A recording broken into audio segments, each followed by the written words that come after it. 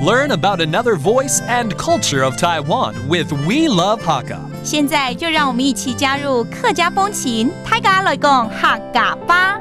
Yo, it's time to talk about Hakka here on FM 100 Icrt. Hello， 大家好，我係阿邊個 Leo。Hello, 大家好，我係 Joseph Ling. This month, the subject is women in Hakka culture. But right now, let's go ahead and teach you an idiom, Hakka idiom that is, because this is one of my favorite segments of Let's Talk About Hakka. 有没有什么谚语跟女生有关的？有，也是一定很多的啦，當然對不對很多咯。好，我先念哦。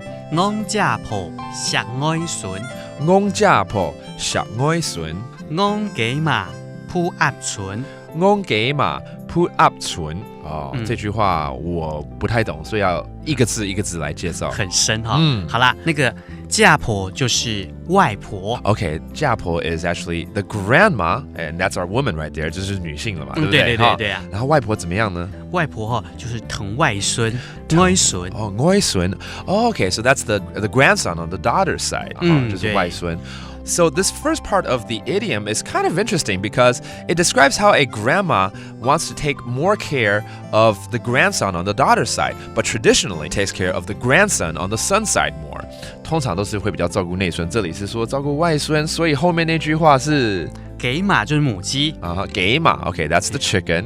它形容这件事情呢，就有点像母鸡去孵鸭蛋鸭存。那不是他的东西，可是他竟然去那边孵蛋就对了。对。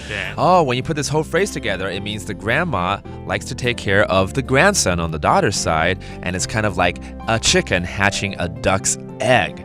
But honestly, 现在的社会啦，不管是内孙外孙，都一样会疼惜嘛，对不对？都是一样。Yeah, in today's society, honestly, you're gonna take care of both sides equally. So let's go ahead and hear this explanation in English. A Hakka saying likens treasuring a daughter's children to a mother hen hatching duck eggs.